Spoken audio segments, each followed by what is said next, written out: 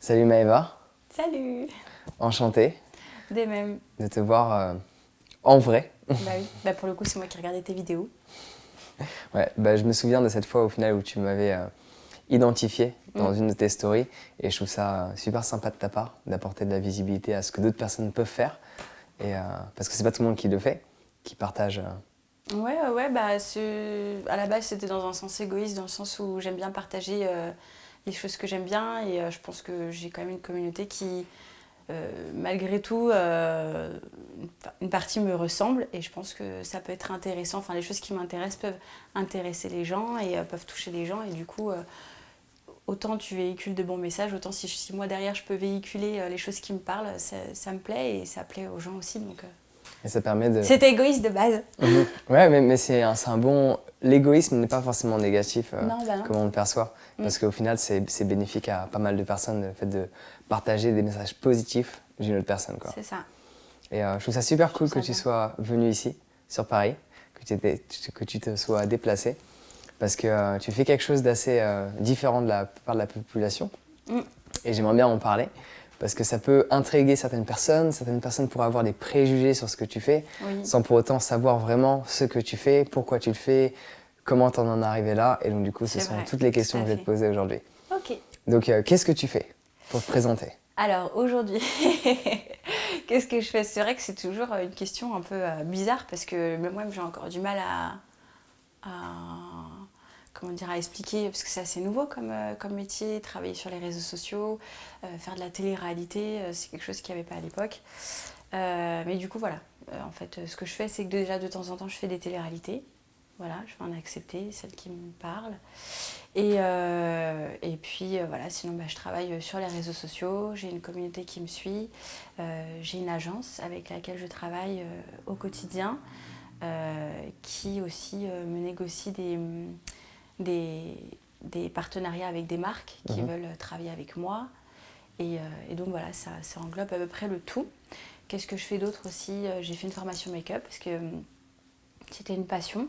Et donc voilà, j'aime le monde de la beauté, je suis une femme et je suis très féminine et du coup j'aime partager ça aussi avec ma communauté. Donc pour apporter une plus-value, quelques savoirs en plus, j'ai fait cette formation pour pouvoir le partager en fait. Mhm.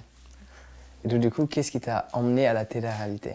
Parce qu'un jour, tu t'es réveillé, tu t'es dit, tiens, je vais faire de la télé-réalité. Alors pas du tout, pas du tout, parce qu'en fait, je regardais pas du tout la télé. J'avais pas la télé chez moi depuis des années, c'était mon nouveau concept de m'enlever parce que je ne supporte pas les informations, parce que je suis trop Mhm. sensible et que pour moi c'est du n'importe quoi et qu'en plus On est ça d'accord. m'atteint. Donc du coup, je ne vais pas regarder la télé et le seul truc que j'avais c'était mon abonnement à Netflix et mon ordinateur, voilà, pour moi le soir. Et puis passer du temps devant la télé, c'est quelque chose qui me plaisait pas du tout. Donc j'étais loin de ça, en plus j'étais tout le temps à voyager à droite à gauche parce que j'étais danseuse. Après j'ai totalement changé de métier, je suis devenue conseillère commerciale en communication, ce qui me prenait 11 à 12 heures par jour, donc clairement j'avais le temps de rien. Et puis ce qui s'est passé en fait, c'est que ça faisait 4 années que des productions m'appelaient parce qu'ils font souvent du casting sauvage, donc ils vont Mhm. contacter les gens via leurs réseaux sociaux. Plutôt que. Enfin, il y a les castings où on envoie les castings, il y a les castings sauvages où eux-mêmes Ok. trouvent des gens. Voilà, il y a des Ils gens qui viennent, sont ils viennent payés. vers toi, quoi. Voilà, il y a des gens qui sont payés pour trouver des personnalités, des images, enfin des visages. Et du coup, ça faisait 4 ans que je leur refusais parce que j'étais quelqu'un qui, autant je pouvais avoir un métier excentrique dans le spectacle, etc., autant j'aimais la discrétion et la tranquillité de ma vie. Donc je me sentais pas de passer le cap de la télé-réalité. Mhm. J'avais vu quand même plus petite Secret Story avec Julie Ricci, IM, tout ça, tout ça. Une partie en tout cas de cette saison-là. Donc je savais quand même ce que c'était. Mais c'est tout. Ah, parce que tu savais ce que c'était d'un point de vue extérieur. Ouais. Donc, comme la Et plupart des gens encore à le peine pouvaient le parce que j'avais en concevoir. gros regardé une demi-saison d'une télé-réalité, quoi, Ok. de Secret Story, donc la plus connue. Et donc voilà, pendant 4 ans, il me propose diverses émissions où je dis non. Où il y a aussi le fait que je suis en couple qui fait que je ne peux pas accepter. Question de principe. Et du coup, voilà, il est arrivé un moment dans ma vie où j'ai arrêté mon travail de commercial. Je faisais d'autres petits boulots. Je voulais pas retourner dans le spectacle ni dans la nuit, donc j'essayais de me démerder autrement. J'avais plus de copains. Bon, clairement, je m'ennuyais un petit peu dans ma vie et j'ai eu à nouveau cette proposition où j'ai fini par leur dire, bon, bah écoutez, On va tenter. pourquoi pas. Okay. Allez, pourquoi pas, j'ai envie de changer de vie. En fait, j'ai été des années dans le spectacle parce que je suis quelqu'un, en fait, j'ai besoin de me sentir vibrer, j'ai besoin de vivre. J'ai besoin de vivre des choses qui sont hors normes, qui sont pas... Bah, pour le coup, la télé-réalité, c'est hors ouais. norme parce qu'on sort d'un contexte... Ouais. Donc ma vie m'a plu un petit laps de temps, c'est-à-dire le train-train, boulot, dodo, maison, ça m'a plu un moment jusqu'au moment où je me suis fait chier à mourir, mais comme un rat mort quoi. Et je me suis dit bon non c'est pas pour moi en fait, je peux pas, ça me crée une angoisse d'avoir une vie cadrée comme ça, où il n'y a rien qui se passe, il n'y a pas de surprise, il y a pas de... Alors autant je vais être stressée de ma vie aujourd'hui, mais autant je ne peux pas vivre dans un quotidien classique, ouais, on va dire. Pas du genre tout. 9h, 5h. Parce que là, du coup, ça donne l'opportunité d'aller dans de nouveaux lieux avec des nouvelles personnes, c'est ça ? Une certaine liberté. Et donc, du coup, voilà, j'ai commencé comme ça télé-réalité. J'ai accepté, j'ai été prise et je me suis lancée dans l'aventure sans savoir où j'allais. Okay. Et donc, du coup... Même les répercussions que ça pouvait avoir parce que je n'étais pas trop sur les réseaux sociaux. Donc, je ne savais pas qu'on pouvait même suivre des stars de télé ou des stars tout court sur les réseaux sociaux. J'étais complètement dans ma bulle. Je ne savais pas du tout qu'autant de gens regardaient la télé-réalité. Ouais. Donc, et après, ça a pris de l'ampleur et là, tu as réalisé où tu as mis le pied. Parce qu'une fois qu'on met le pied dedans, il n'y a pas vraiment de retour. En sortant de Secret, j'ai fait « Ah, c'est... D'accord, c'est comme ça. Ok. » Et donc, du coup, qu'est-ce qui t'a poussé à continuer cette aventure ? Quels sont les changements qui ont été mis en place, qui t'ont dit que peut-être... parce qu'il y a eu des bouleversements à la fin de la première. Tu as réalisé certaines choses que tu ne savais pas. Bon, déjà, on va commencer par là. Qu'est-ce que tu as réalisé que tu ne savais pas par rapport à la télé-réalité ? J'avais pas... Donc, déjà, j'ai réalisé que c'était un travail. Que j'allais pas juste faire une aventure et reprendre ma vie normale. Je pensais que c'était ça qui allait se passer, moi. Okay. Je n'avais pas capté le délire du tout. J'étais ailleurs. Et donc, j'ai eu du mal. Hein. J'ai eu beaucoup de mal. J'ai eu vraiment le post-Secret Story, quoi. Ça a été dépression, quand même. Pour toi, c'est relié à quoi, cette pseudo-dépression que tu as eue après la télé-réalité ? En fait, je suis quelqu'un de base qui est hyper tranquille, qui est vachement dans ma vie. J'ai mes amis qui sont là depuis des années. Ça bouge pas. C'est comme ça. Autant j'ai besoin d'extravagance, d'instabilité, enfin de choses, voilà. Dans ton quotidien, mais t'aimes bien avoir ton petit cercle. Voilà, j'ai mon périmètre, ma sécurité, mon truc, mes repères, et faut pas que ça bouge. Sinon je me sens pas bien. Okay. Tout a bougé là d'un seul coup. J'ai eu beaucoup de gens autour de moi, un monde vraiment hyper prenant, hyper intrusif, j'ai absolument pas su gérer le après quoi. Je n'ai pas su gérer, il n'y avait pas de personne pour me conseiller. Je suis venue du coup après sur Paris pour être avec mon copain. Je connaissais plus personne, j'avais plus de repères. J'étais pas bien du tout. Et en te déplaçant sur Paris, après, tu as dû gérer un peu cette célébrité où les gens te reconnaissaient par rapport à ce que tu faisais. Ouais, puis cette pression sur les réseaux sociaux, c'est le côté positif, même trop, où les gens sont trop... Trop sur toi. Ouais. Et l'autre côté, au contraire, où les gens sont totalement haineux, où tu as l'impression que tu as tué un membre de leur famille, quoi. Qu'est-ce qui se passe ? Ouais, ça, j'ai pu l'expérimenter aussi. Oui. Peut-être pas autant que toi, c'est ça justement qui m'intrigue un petit peu, parce que j'ai vu la négativité qu'il y a derrière les réseaux sociaux. Et quand même, tout ce que je fais, c'est propager des messages de paix, enfin de paix, pas forcément de paix, mais des messages positifs, qui ont pour but d'aider d'une manière générale. C'est ça. Et je me dis que toi, tu fais de la télé-réalité, et pas forcément ce message-là. Donc je me dis, mais qu'est-ce que tu dois recevoir ?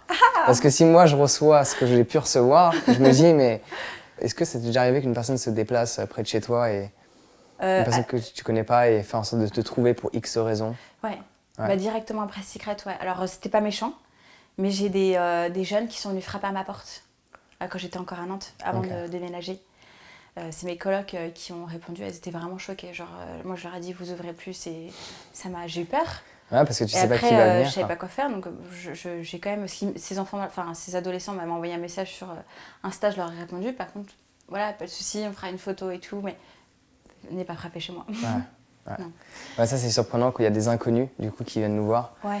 on sait pas c'est quoi leur intention. Ouais. Et c'est ça le problème, c'est qu'ils arrivent, ils peuvent avoir la plus belle intention, nous on n'est pas prêts à recevoir, qu'il y a des gens qui tapent derrière notre porte. Pas comme ça, du jour pas au de lendemain. cette manière-là. Si on se croise, c'est pas pareil, la vie nous a emmenés à se croiser. Mais que toi tu te déplaces, quelle est l'intention derrière de base? Et ça c'est assez flippant, moi j'ai vécu une histoire plus ou moins comme ça. J'ai pas pu rentrer dans ma voiture, je pouvais pas repartir dans des ateliers de yoga que j'avais effectués. Et la nana s'était mise dans la voiture à la place conducteur. Du coup, je pouvais pas rentrer dans ma voiture pour partir. Et j'ai dû la prendre par le bras après 20 minutes d'essayer de discuter gentiment. J'ai dû la prendre par le bras et la sortir de la voiture. Mais elle était bien attentionnée ou en mal fait, attentionnée? Qu'est-ce que... En fait, elle voulait qu'on passe du temps ensemble, mais juste moi, j'avais mes plans et j'avais pas forcément envie de passer du temps avec elle. J'ai essayé de lui faire comprendre pendant 20 minutes, gentiment, progressivement. C'est pas directement. D'abord, elle m'a bloqué la portière. Après, moi, je suis sorti de la voiture. Puis, elle s'est mise dans la voiture. C'est tout à fait le genre de comportement qui est angoissant, quoi. Oui, parce que c'est pas quelque chose qui te viendrait à l'esprit de faire, toi. Surtout que nous, après, on a envie de se défendre. Mais en se défendant, on peut passer du côté de l'agresseur automatiquement aux yeux des gens. Ouais. Et c'est là que c'est super dangereux. Parce que souvent, quand on a une image publique, les gens aussi ils aiment bien retourner cette image-là. Mais donc du coup, qu'est-ce qui te pousse à l'heure actuelle à faire différentes téléréalités, à en faire de nouvelles? Alors déjà, donc j'ai eu cette phase-là pendant un moment qui a été difficile, etc., où j'ai pas bien compris, où j'étais, malgré que j'ai été, dans le monde de la nuit, etc., j'étais quand même vachement dans ma bulle. Et j'étais quand même, j'ai toujours été une personne très respectueuse, très gentille, qui aime toujours le bon chez les gens et qui voit pas forcément le vice. Un peu innocente quand même, malgré tout. Malgré toutes les choses que j'ai pu voir, vivre ou quoi que ce soit, c'est vrai que j'ai toujours eu cette bulle qui est pas forcément bonne finalement quand on... C'est bien d'avoir les yeux ouverts sur ce qui se passe. Ouais. Après, on a tous une petite bulle sur certains aspects de la vie. On ne sait pas se défendre quand on l'a, cette bulle-là. On ne sait pas à quoi s'attendre, on ne sait pas à qui on a affaire et on est un peu... c'est un peu de faire l'autruche, quoi. Donc je pense que c'est sans doute par rapport au passé qu'il y a des choses sur lesquelles je me suis protégée et que je refusais de voir. Il arrive à un moment donné où il a fallu que je comprenne, donc après des choses qui m'ont déplu, où il a fallu que, ok, je suis dans ce monde-là, ça se passe comme ça, mais maintenant il y a ça à prendre, il y a ça à laisser. Là, il ne faut pas que j'aille dans cette direction-là, il faut plutôt que j'aille dans celle-là. Je me suis aidée. J'ai aussi une autre télé-réalité qui m'a été proposée, parce que je me suis vachement perdue après Secret. C'est-à-dire que le fait qu'il y ait eu tout ce monde-là qui te dit quoi faire, qui te dit qui être, tout ça, ce que j'avais pas du tout l'habitude, autant moi j'avais vraiment une personnalité où je suis bien avec moi-même, etc. En sortant, j'ai eu la sensation d'être en dehors de mon corps. J'étais plus moi, je n'existais plus. Mon énergie, tout ça, tout était en vrac. J'étais plus moi pendant un moment. Je pense que ça m'a joué beaucoup de tours. Et l'autre émission que j'ai fait après, La Villa des Cœurs Brisés, où du coup il y avait Lucie, une love coach, etc. Bon, déjà je commençais à être un petit peu mieux avant cette émission-là, mais elle m'a été proposée, j'ai senti que c'était celle-ci qu'il fallait que je fasse. J'ai eu d'autres propositions, mais j'ai senti que c'était celle-ci qu'il fallait que je fasse. J'avais des gens bienveillants autour de moi, etc. Et je voyais du coup autre chose en fait. Et je me suis bien retrouvée, parce que du coup je me suis retrouvée avec des gens de télé qui me correspondaient, des personnes qui étaient plus comme moi, avec une production qui était plutôt pas mal et assez attentive, et une love coach qui est du coup vraiment coach de vie au quotidien dans sa vie de tous les jours, c'est son métier, où elle a vraiment fait ressortir quelque chose en moi. Elle m'a vraiment... je me suis récupérée. Voilà. Je me suis remis dans mon corps en fait. Parce que du coup, tu as eu l'impression qu'après ta première... Pendant un an, j'étais vide. C'est-à-dire que tu me demandais, c'est quoi ta couleur préférée? Qu'est-ce que tu veux manger? Où veux-tu aller? Qu'est-ce que tu aimes? Qu'est-ce que tu n'aimes pas? Qu'est-ce que tu veux regarder? Comment tu veux t'habiller? Et j'étais incapable de te sortir quoi que ce soit. J'avais plus rien en moi. J'étais plus moi. J'étais vraiment en dehors de mon corps. Est-ce que tu as eu l'impression que ça a changé vraiment du coup toute ta personnalité? Une grande partie et après tu l'as récupérée par la suite? Comment ça s'est passé? Non, forcément il y a des choses qui ont changé après. Parce qu'il y a un avant, un après. Mais pour le coup, je me suis retrouvée et ça m'a fait un grand bien. Cette émission-là, elle m'a vraiment... Parce que du coup, tu étais mieux encadrée, quoi. C'était pas... Mieux encadrée, et cette femme-là, il y a eu un vrai truc, quoi. Et, il y a eu un vrai travail, mais, voilà. Et puis, vu qu'on était dans un contexte où on était tous à chercher sur des choses, j'ai fait des vraies rencontres aussi. Je veux dire, il n'y a pas eu que elle, il y a eu des vraies rencontres, des gens avec qui je suis encore en contact aujourd'hui, voilà, que je peux considérer comme amis de ma vie de tous les jours, voilà, que je vais voir en dehors télé. Ça m'a vraiment aidée. Je me suis retrouvée j'ai récupéré mon estime, ma confiance, mon moi, mon être. Et après ça, j'ai été que sur une montée, quoi, après cette émission-là. Et donc, du coup, d'une manière générale, par rapport aux émissions que tu as faites, est-ce que tu peux pleinement être toi ou on te demande de te comporter d'une manière un peu spécifique? D'une manière générale, quand on va en télé-réalité ou en dehors de la télé-réalité, la vie de tous les jours? Non, durant la télé-réalité, est-ce que tu peux vraiment être toi, te comporter comme toi tu te comporterais ou tu sais que ça peut, on te demande d'une certaine manière, directement ou indirectement, de te comporter d'une certaine manière? Alors, je vais te dire l'un et l'autre. Pourquoi? Parce que de moi-même, quand je vais dans une télé-réalité, je n'arrive pas à être à 100% moi-même. Ok, ça prend sens. Tout simplement parce que déjà, je suis avec des gens qui ne me correspondent pas forcément. Et donc, tu dois t'adapter à eux parce que tu es au même endroit qu'eux. Mais j'ai du mal. Donc, il y a des barrières que je mets automatiquement. Je ne vais pas être forcément la fille que je vais être avec mes amis. Donc, 100% moi. Parce que moi, je ne sais pas faire ça. Si je suis hyper empathique, je suis une éponge. Si je chante du mauvais, des choses qui sont pas en phase avec moi-même, je ne saurais pas l'être. Donc, non. De moi-même. En plus, il y a des choses que je vais m'éviter parce que on va souvent me dire plante verte. Ce qu'on appelle une plante verte en télé-réalité, c'est une belle fille, mais qui ne sert pas à grand-chose. Voilà, sympa, je ne suis pas la candidate de télé-réalité idéale parce que je ne vais pas faire des histoires à tout va, je ne vais pas sortir avec tous les mecs et je ne vais pas vendre père et mère pour passer devant une caméra et pour être visible au maximum. Ça, je ne sais pas faire. Je vais rester au plus proche de ce que je suis sans faire d'esclandre. Parce que, en fait, déjà, je ne peux pas faire d'esclandre, je ne vais pas pouvoir me prendre la tête de ouf avec quelqu'un qui ne m'intéresse pas. Parce que moi, je passe au-dessus. Parce que c'est ce qui m'arrive dans la vie de tous les jours. Je m'en fous de ta gueule, je passe, quoi. Donc je peux pas me mettre dans des états minables pour des gens qui ne m'intéressent pas. Et je peux pas vivre une vraie... je peux pas faire semblant... Il y a plein de trucs. Mais du coup, ça, c'est une question de personnalité. Mais après, il y a des gens qui peuvent sans doute être en télé-réalité comme ils peuvent être dans la vie de tous les jours. Je sais pas trop. Je sais pas. Mais en tout cas, moi, je suis comme ça. Donc déjà, je sais pas être à 100%. Et en plus de ça, je fais aussi attention à mon image parce que moi, pour le but, c'est pas encore une fois de faire du bad buzz. Mon but, c'est pas de niquer mon image parce que autant il y a des gens qui vont penser à maintenant tout de suite, moi je pense à après. Je pense plus long terme. Je pense à long terme et donc je vais pas me niquer, me ridiculiser ou me faire quelque chose qui va me causer du tort ou derrière je vais avoir du mal à assumer ce que j'ai fait. Mon acte, mes mots, etc. Et souvent, c'est quelque chose qui peut arriver parce que les personnes veulent énormément de visibilité maintenant et veulent créer le buzz au sein de cette émission-là. Parce qu'on va plus parler de qui a fait quoi. Mais du coup, moi, on m'appelle en télé-réalité, on sait qui je suis. Donc maintenant, si ça t'intéresse, ça t'intéresse. Si ça t'intéresse pas, je comprends parce que je suis pas la candidate de télé, celle qui va te faire le plus de boulot, quoi. Ensuite, il y a aussi le côté de la prod qui forcément, à certaines productions, vont t'indiquer plus ou moins un comportement à avoir, une situation à avoir pour telle soirée. S'ils voient qu'il y a un feeling avec quelqu'un, l'accentuer, y faire une histoire autour de ça. S'ils voient qu'il y a une dispute, l'accentuer aussi. L'accentuer. En fait, à un moment donné, il faut aussi comprendre, et moi-même aussi je dois le comprendre, il faut aussi jouer le jeu, qu'on est sur des émissions de divertissement, et qu'à un moment donné, si c'est plat, ça n'intéresse pas non plus. Donc moi, j'essaye de jouer entre les deux. C'est-à-dire que j'essaye de vivre réellement le truc que je suis en train de vivre pour que ça se ressente. Voilà, parce que je suis pas plate non plus. C'est-à-dire qu'à un moment, je ressens les choses, je ressens le feeling, je ressens le négatif. Donc, j'essaie de vivre au mieux ce que je suis en train de vivre. Et je suis aussi à l'écoute de la prod, de leurs demandes, parce que je sais et j'ai conscience qu'on est sur des émissions de divertissement et qu'il faut donner à manger aux gens. Ils sont là, ils arrivent, ils ont fait leur journée, c'est leur petit truc de se mettre devant la télé et de regarder des trucs, de se reconnaître dans des disputes, dans des relations amoureuses, et ça, dans des flirts. C'est une des raisons pour lesquelles je pense ça fonctionne à télé-réalité. Parce que les gens, vu que vous accentuez d'une manière générale les comportements, une dispute, on l'accentue, les gens se reconnaissent dedans parce que ce sont des comportements qu'ils ont dans leur quotidien. Se disputer, être en colère, tomber amoureux. Voilà. C'est juste que c'est accentué pour vraiment qu'un maximum de personnes puissent se reconnaître dans le scénario.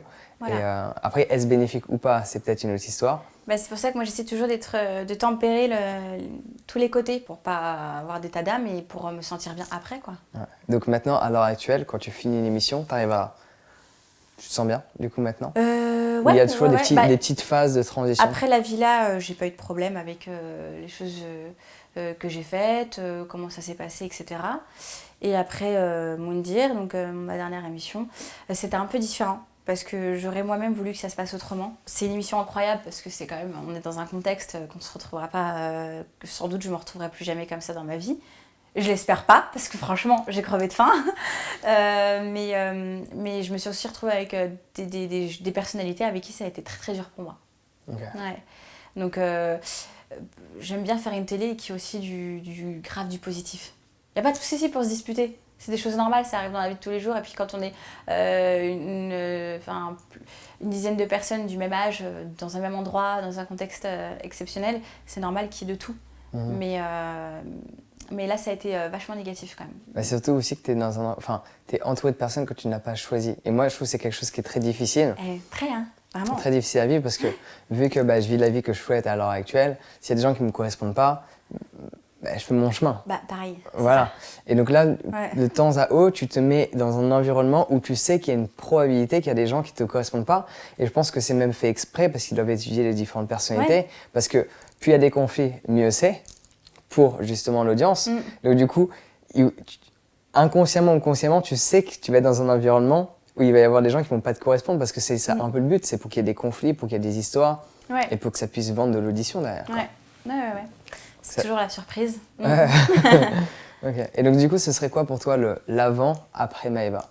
Juste avant que tu fasses ta première télé-réalité, ton état d'esprit et là maintenant, ce serait quoi qui a changé? Alors déjà, il y a beaucoup de choses ont changé. Déjà, j'ai vachement appris sur moi-même. Okay. Voilà, j'ai beaucoup appris sur moi-même. J'ai beaucoup grandi à travers tout ça. J'ai toujours été quelqu'un de très forte, de par ce que j'ai vécu. Ça, j'en doute jamais. Paradoxalement, j'étais vachement innocente. Et aujourd'hui, je me cherche moins. J'ai compris qui j'étais, j'ai compris comment je fonctionnais. D'ailleurs, avant Secret, je pensais que j'étais quelqu'un d'hyper sociable. Vraiment.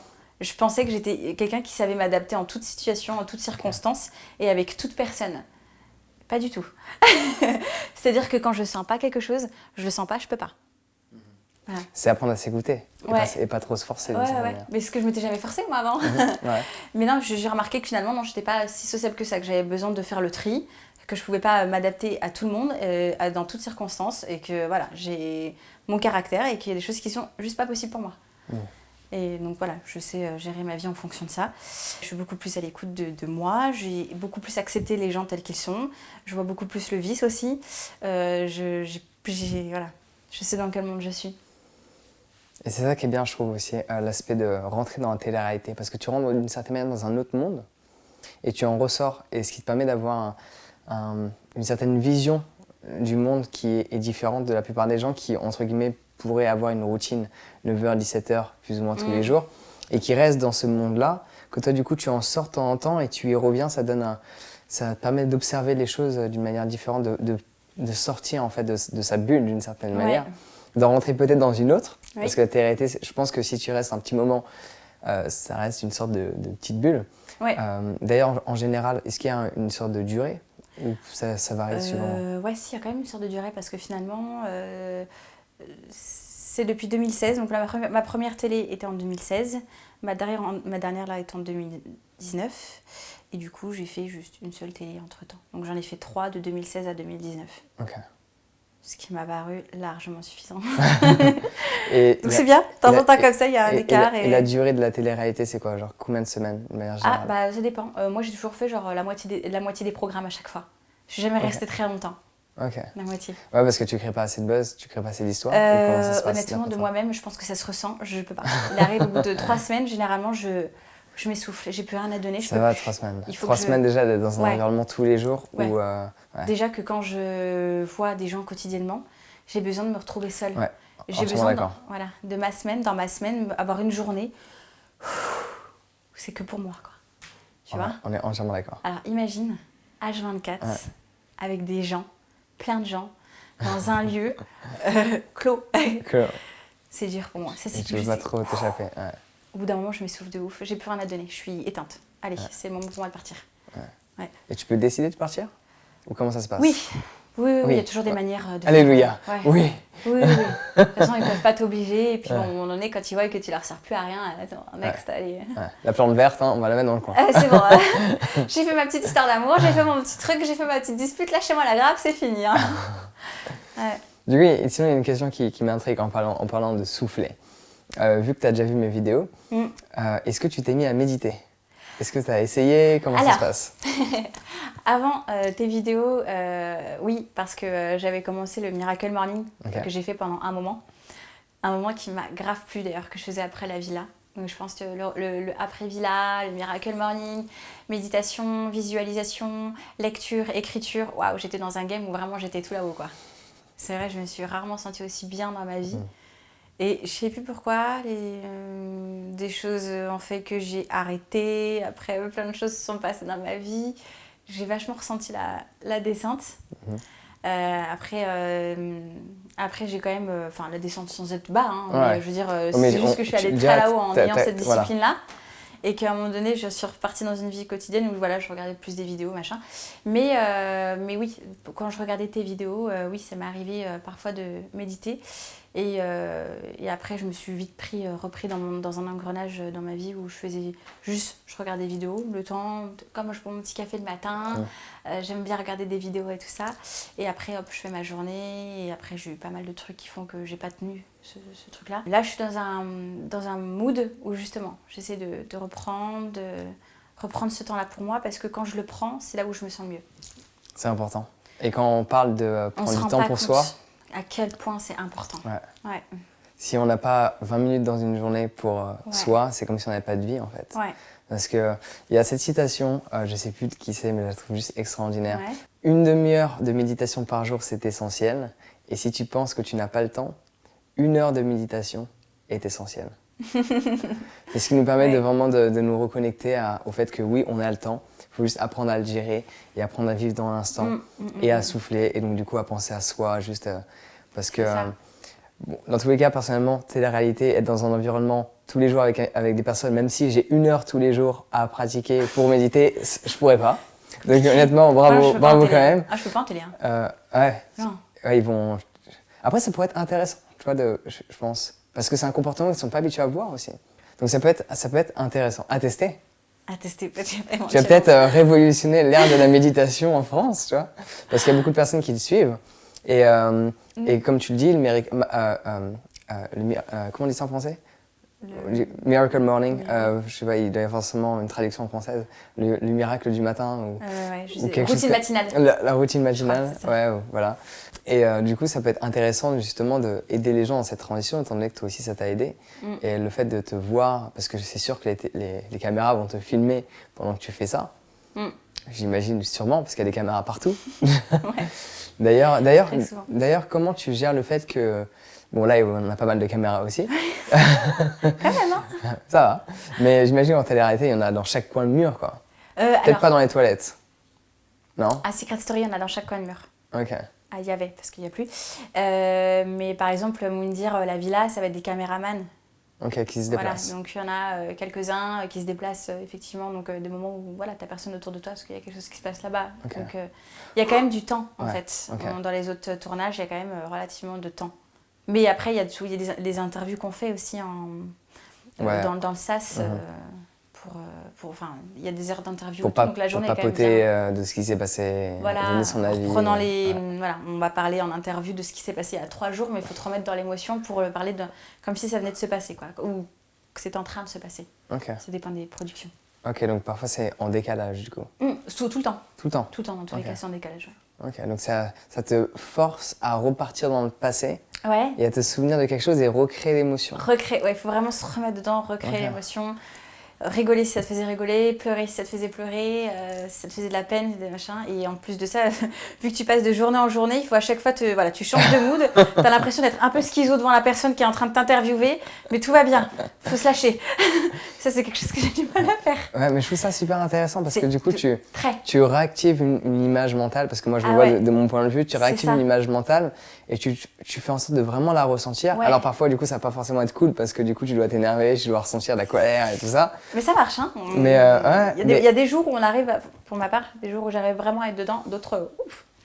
Mais faire la même chose en fait, parce que là du coup c'est une pratique que tu peux faire pour la colère, pour la joie, le rire ou autre, mais c'est une pratique que tu peux aussi faire dans ton quotidien par rapport à la gratitude. Te souvenir d'un moment extraordinaire et faire la même chose, c'est-à-dire ressentir pleinement. Ouais, ça c'est ce que je fais au quotidien. Quand j'ai quelque chose qui me contrarie, qui va me frustrer, des fois j'ai des musiques qui vont me faire penser à des beaux moments, des trucs, donc je me les remets, même si elles sont totalement cons, machin, même si elles sont pourries, elles vont me remettre dans un mood où à ce moment-là j'étais bien, où je repensais des choses et je me mets dedans en fait pour ressentir ces émotions-là, me forcer à sourire, parce que quand on sourit on peut pas être triste.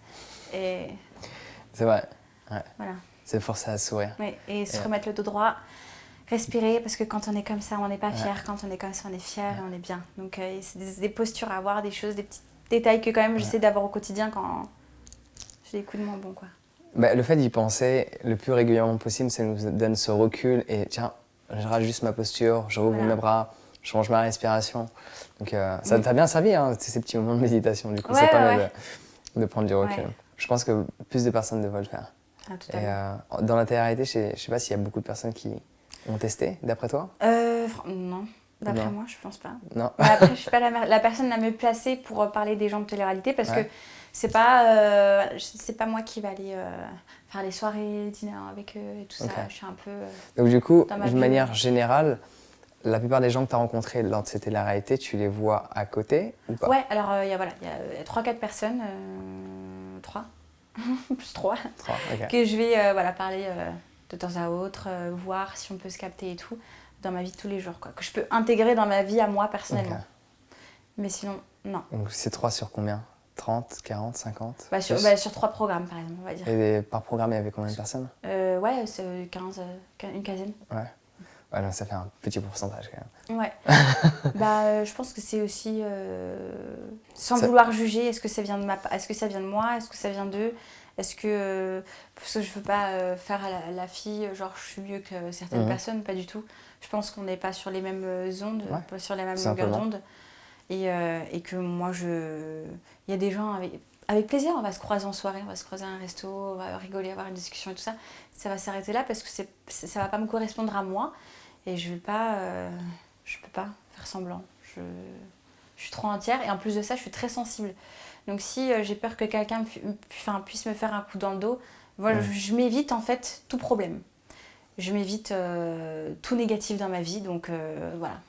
Moi, je reste sur les choses sûres, concrètes et que je sens profondément, quoi. Comment tu fais pour gérer du coup tous ces jugements qu'il peut y avoir autour de toi en termes de personnalité?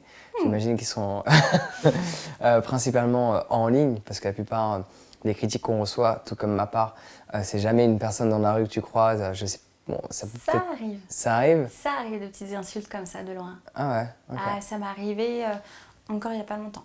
J'ai failli me battre avec une nana. Te battre? Carrément, ouais. Il faut contrôler la respiration. Hein. Ah ouais, non, j'aurais pas donné le premier coup, mais elle était prête à le faire, donc du coup... Intéressant. Et c'est juste une personne qui te suivait?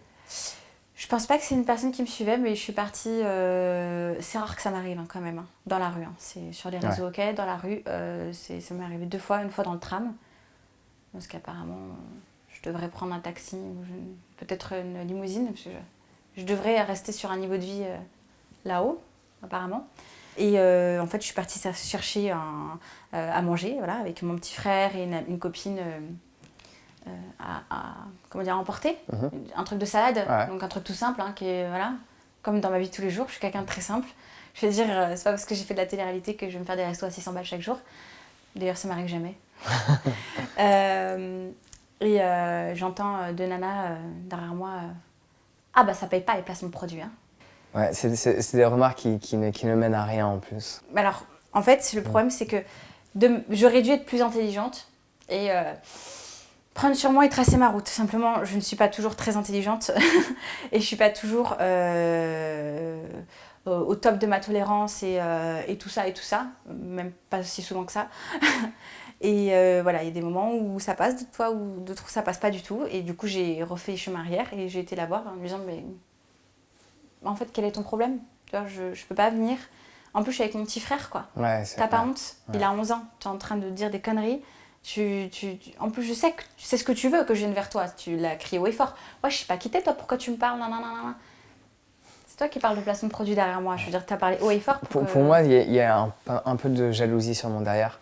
Parce que du coup, la personne s'est intéressée à ce que tu faisais d'une certaine manière.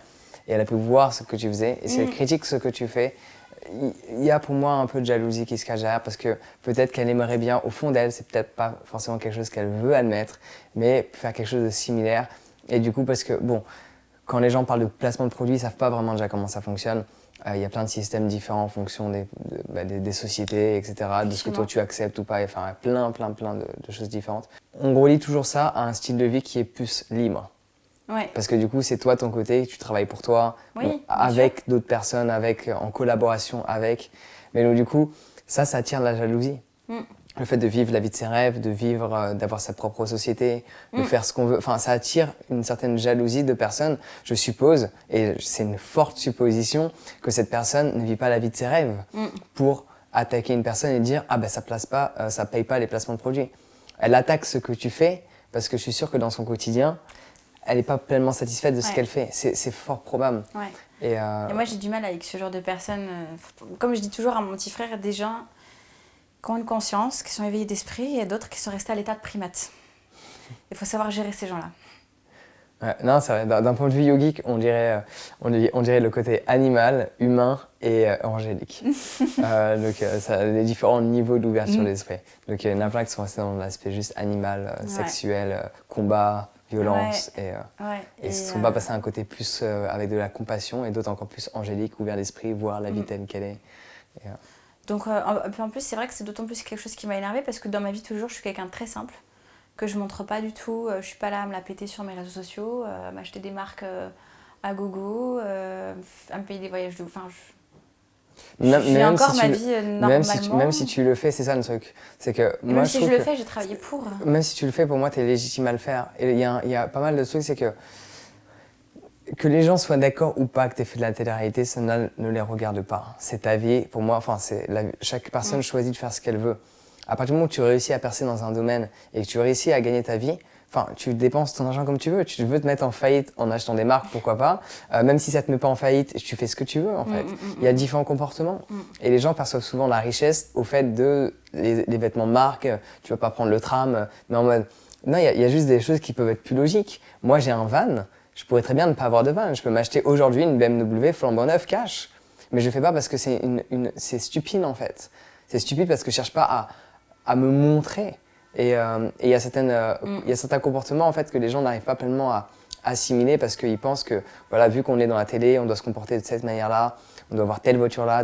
Et quand on se comporte de cette manière-là, on est encore plus critiqué. Et on est encore plus critiqué, alors que dans tous les cas, tu as travaillé pour. Oui.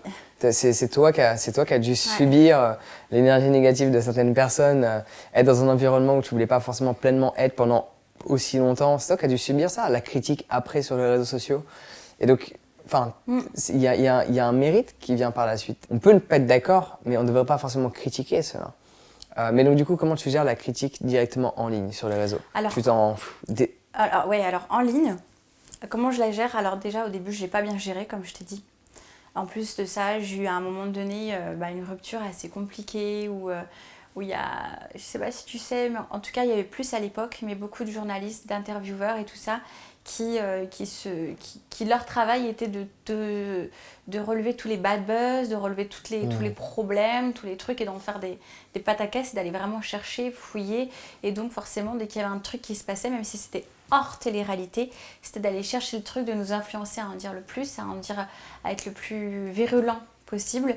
Et voilà, on s'est laissé influencer, on était dans un engrenage où tu ne sais pas ce que tu fais, tu fais confiance aux gens qui te disent que c'est comme ça qu'il faut faire, etc. T'es pas bien conseillé. Voilà, il y a eu beaucoup de choses qu'on fait, qu'il y a eu un acharnement médiatique à un moment donné qui m'a vraiment peinée.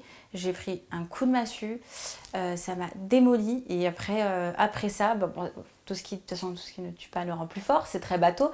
Mais pour le coup, ça m'a appris et j'ai vachement relativisé. Aujourd'hui, comment je prends la critique? Eh bien, je l'accepte parce que moi-même, par exemple, je me dis, il y a des gens à travers un réseau social, à travers une télé, à travers une émission, je me dis, j'aime pas la personne, ça passe pas. Et c'est normal.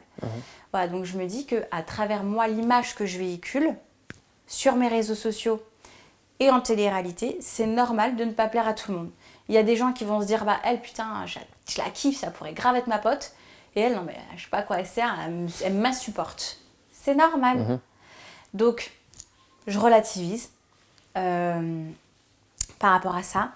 Après, il y a toujours des gens un peu stupides, un peu haineux, où je reçois, je sais pas si tu vas couper ou pas, mais pute, salope, ou des trucs, voilà, des insultes débiles, sur lesquels, encore une fois, de la jalousie, de machin, t'es moche, t'es pourri, tu sers à rien, t'as ceci, t'as cela. Bon, il y aura toujours ce genre de personnes aussi. Quand bien même, je me dis, ma chérie, mon chéri, c'est toi qui me prêtes attention, c'est toi qui t'arrêtes sur mes réseaux sociaux pour venir commenter, checker mes photos et aller commenter sur d'autres commentaires, machin, etc. C'est pas moi qui me rend malade, c'est pas très grave, il en faut aussi, ça fait partie du jeu. Voilà. Et ensuite, il y a une autre catégorie de personnes qui est encore au-dessus, qui va être dans l'acharnement, dans le harcèlement et dans la méchanceté, dans la haine. Parce que moi, je regarde quand même un peu les messages que je reçois. Pas tout le temps, pas toujours. Je vais me mettre à regarder. Là, des fois, je reçois des trucs. Je me dis, maman, qu'est-ce que je lui ai fait à cette personne-là que tu ne supportes pas en télé. Tout ce que tu veux. Moi, je peux comprendre. Mais là, on est sur une pointe de haine, un truc. Waouh, c'est... Alors, pas que ça va me toucher. En revanche, à un moment donné, tu me renvoies ça. Bah, moi, je te mets le nez dans ta merde. Donc, je te screen et je t'affiche et je te laisse le nom. Maintenant, tu vas te faire signaler. Il y a d'autres gens qui... Parce que moi, après, je reçois d'autres des commentaires ou d'autres messages de mamans, d'adultes, de femmes, d'hommes. Je veux dire que c'est pas... Parce que j'ai pas beaucoup de gamins, au final, je me rends compte que j'ai des jeunes. Mais ceux qui vont plus me laisser des messages en privé, ça va plus être des adultes, etc. Qui vont souvent aller prendre ma défense. Voilà, maintenant, tu vas assumer ce que tu as dit. Parce qu'il faut que tu te rendes compte de ce que tu dis, c'est vraiment grave, en fait. C'est triste de penser ainsi, en fait. Ouais, c'est pas que ça me touche, mais que j'ai conscience que ce que tu dis là, c'est grave. Et il faut que tu en prennes conscience. Donc maintenant, tu vas assumer. On se comporterait pas, on n'irait pas voir quelqu'un dans la rue et prononcer les mêmes mots. Et c'est pour ça que si on ne le ferait pas dans notre quotidien, pourquoi le faire sur les réseaux, quoi. Et des fois, c'est tellement grave que je me dis, mais il y a vraiment... Tu te rends compte, quand tu es en télé-réalité, qu'il y a un vrai problème avec les jeunes d'aujourd'hui, avec les gens, et qu'il y a un vrai mal-être chez les gens.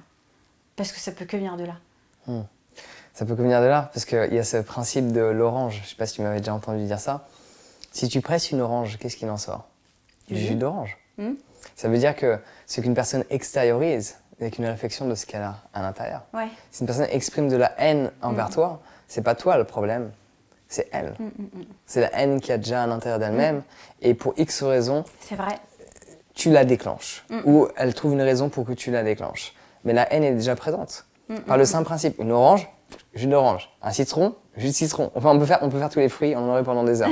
Mais c'est le même principe. Ce qui en sort, c'est ce qu'il y a à l'intérieur. C'est vrai, t'as raison. Et donc, moi, c'est ce qui m'a aidé aussi à relativiser là-dessus, c'est que c'est vrai. Au final, c'est pas moi le problème. De temps en temps. Jus d'orange. Ok, c'est un jus d'orange, je sais pas. Et ça permet vachement de relativiser, de lâcher prise là-dessus, parce que dans tous les cas, on peut pas le contrôler. Genre, qu'on reçoit des messages positifs ou autres. Et sinon, j'avais une question, parce que les gens te suivent principalement sur Instagram, si je ne me trompe pas. Oui. Quel est l'élément déclencheur selon toi qui a fait en sorte que ton Instagram prenne autant d'ampleur? Parce que là, tu es suivi par des centaines de milliers de personnes sur Instagram. Donc, quels sont les différents éléments Ah, bonne question. J'aimerais bien que tu y répondes. Ouais. Bonne question. Je pense que c'est le fait que je communique quand même pas mal avec ma communauté. Je pense qu'il y a de ça. Après, je partage tous les jours. J'essaie d'être constante sur mes réseaux sociaux, enfin en tout cas sur ce principal réseau parce que c'est mon préféré. Et je vais répondre à des messages, je me mets à l'écoute de ce que me disent. Je suis à l'écoute de leurs besoins quand même. Enfin, j'essaye en tout cas.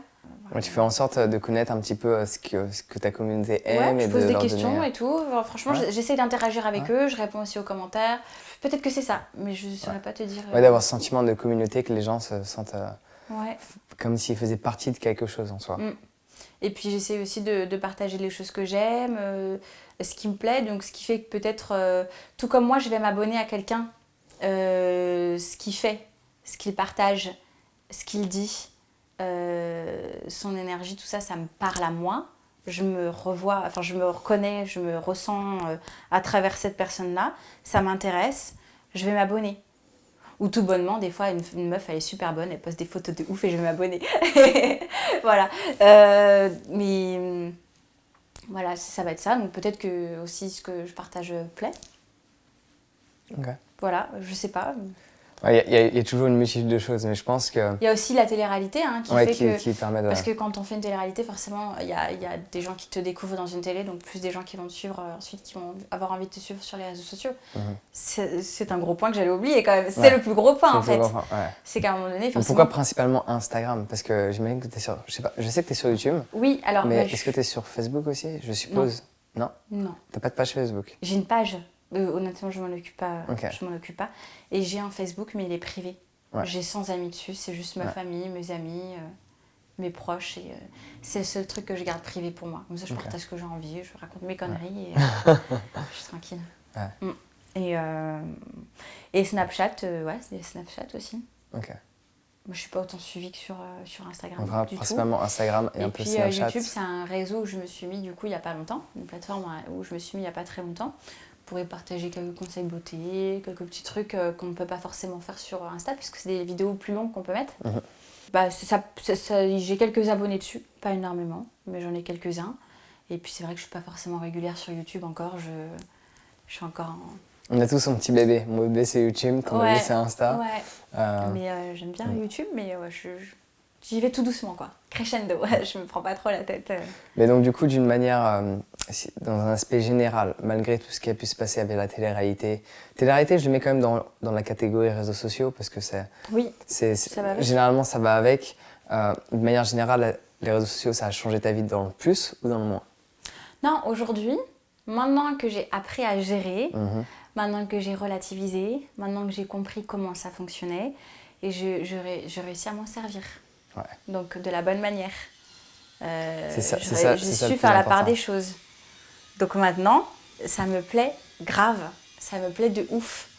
Et je kiffe. J'aime trop. J'aime ma vie. Je suis vraiment contente. Je suis hyper... C'est génial de dire ça. Ouais. J'adore entendre les gens dire ça. Franchement, je suis hyper... J'aurais jamais cru être là où je suis aujourd'hui. Donc forcément, il y a des petits côtés négatifs. Mais vraiment, je suis hyper... j'ai énormément de gratitude pour la vie que j'ai aujourd'hui. J'aurais jamais cru même atteindre ce stade-là. Et je suis hyper heureuse de ce que j'ai. Vraiment, je sais pas, vraiment, je suis heureuse de ce que j'ai. Donc, et de travailler comme je fais, j'ai cette liberté que j'ai toujours voulu avoir. Je peux m'exprimer, je peux partager, je kiffe. J'ai en plus des gens géniaux qui vont me suivre. Il va y avoir un vrai partage. Franchement, je suis hyper heureuse, quoi. Génial, ça fait plaisir. Ouais. Donc, du coup, si je devais te poser la question, c'est quoi pour toi les éléments pour une vie heureuse? Alors, quels sont les éléments pour une vie heureuse? Je pense qu'il faut... Je pense, en fait, tu vois, tout à l'heure, je te disais, ce quotidien, cette vie quotidienne, voilà, qui rentre dans un cadre. Moi, je ne peux pas. Je pense que je ne suis pas la seule. Okay. Je pense que je ne suis pas la seule. Je pense qu'il y a beaucoup de gens qui se mentent et qui pensent plus à la sécurité et qui ont peur d'aller en dehors de ce cadre. Et je pense qu'il faut savoir s'écouter et aller en dehors de ce cadre. Okay. Et aller chercher ce qui te fait kiffer, quoi. Ce qui te fait vibrer. Et il faut un peu sortir de ses peurs. Enfin, sortir de ses peurs. Je sais pas, mais en tout cas, il faut faire avec. Moi, je fais avec mes peurs. Parce que moi, ça me fait toujours peur quand je vais faire quelque chose. Ça me tétanise, mais en même temps, ça me fait wouh, il y a un truc qui se passe. Après, voilà, c'est en train de faire quelque chose de nouveau. En fait, quand tu as peur, c'est que tu es dans le nouveau. Tu es en dehors de ta zone de... J'adore me lancer de nouveaux défis. C'est là qu'il y a quelque chose de nouveau. Et des fois, je perds. Parce que je montre pas tout sur les réseaux. Moi, je fais d'autres trucs derrière, des trucs qui ne sont pas faits. Il y a des trucs qui... Mais c'est sympa. Donc, principalement, c'est d'aller vers l'inconnu, de faire ce qui nous fait vibrer, quoi. De s'écouter. Comment être heureux, c'est ça? C'était ta question? Je pense qu'il faut aller vers des choses comme tu fais, tu vois. Genre, il faut s'ouvrir à l'esprit, en fait. Il faut s'ouvrir à l'esprit. Ça va dans s'écouter. Il faut aller dans la méditation. Il faut être à l'écoute de l'autre. Il faut... Je sais pas comment dire. Je pense que tu aurais plus les mots que moi, pour le coup. Mais moi aussi, ce qui m'a aidée, par exemple, ça a été de lire des livres sur le développement personnel, sur de regarder beaucoup de vidéos sur YouTube de coachs, de gens qui sont bien intentionnés, qui vont parler de sujets qui peuvent te toucher, qui peuvent t'aider dans ta vie, qui sont un problème. Toutes ces choses-là qui permettent de t'éveiller, qui permettent de t'élever, qui te permettent de prendre conscience de qui tu es, de dans quel monde tu es, de comment gérer ta vie, tes conflits, comment t'en servir d'arme, toutes ces choses-là, en fait, il faut arrêter de voir que jusqu'au bout de son nez et d'aller plus loin. Il faut aller plus loin. Et parfois, se faire aider, ça aide. Complètement. Aider à travers un livre, à travers une personne, à travers une vidéo. Mais complètement. Moi, des fois, voilà, ça a été une vidéo, ça a été une page dans un livre qui m'a fait... Un déclic, ouais. Pareil pour moi. Et je pense pareil pour beaucoup de personnes. C'est juste que ça demande une libération de l'ego en disant je ne connais pas tout, je ne sais pas tout, et je vais apprendre d'eux. Et c'est une des raisons pour lesquelles je me suis mis à faire ces interviews de manière assez intensive ces derniers jours. Plusieurs interviews par jour, j'adore, mais ça prend de l'énergie, toute l'organisation qui est avec. Mais je trouve ça super intéressant parce que ton parcours, ce que tu fais, il est vachement différent et j'ai déjà appris pas mal de choses aujourd'hui par rapport à ta manière de voir les choses. Et je trouve ça super intéressant et c'est faire une interview, lire un livre, suivre une formation, aller à une conférence ou même voyager et rencontrer de nouvelles personnes, c'est apprendre de l'autre. Et ça qui nous permet de nous changer la perception qu'on a de la vie et éventuellement vivre la vie qu'on souhaite et se sentir vraiment bien dans la finalité, quoi. On ne se rend pas compte, mais la plupart des gens ont vraiment la tête dans le guidon. Bouffés par leurs problèmes quotidiens, bouffés par leur boulot, bouffés par certaines choses et ils ne sont pas du tout à leur place. Et ça pourrait être des personnes qui pourraient être bien plus haut en fait. Et c'est dommage. C'est des beaux mots. Sur ce, dernière petite question, ce serait quoi l'impact que tu voudrais avoir sur ce monde? L'impact que des bonnes questions. Ça demande réflexion. Quel est l'impact que j'aimerais avoir sur ce monde? Waouh, c'est une question large. Déjà un impact très positif. En fait, j'ai de la chance d'être sur les réseaux sociaux et de pouvoir véhiculer des messages qui vont aller vers des centaines de milliers de personnes. Si à partir de là, je pourrais avoir un impact. En fait, je peux en avoir un. Moi, à ma petite échelle, ce que j'essaie de faire, c'est de véhiculer des bons messages comme des vidéos, comme d'autres coachs que je suis, d'autres personnes que je suis. C'est de parler des livres que je peux acheter quand ça m'a plu, des choses que ça a pu m'apporter. Et ce que j'aimerais avoir comme impact, c'est que les gens soient à l'écoute et puis pas fassent d'eux-mêmes, mais suivent leur instinct en se disant ça j'aimerais bien et qu'ils le fassent en fait. Et si je pouvais aider des personnes à prendre confiance en elles et à aller vers ce qu'elles ont envie d'être et de faire, alors là je me dirais que franchement je suis loin, quoi. Voilà. Génial. Merci pour ça, le fait d'être venu ici, à Paris, d'avoir échangé avec moi, c'est un vrai plaisir. Avec plaisir. Merci infiniment Maëva et à très vite. À très vite.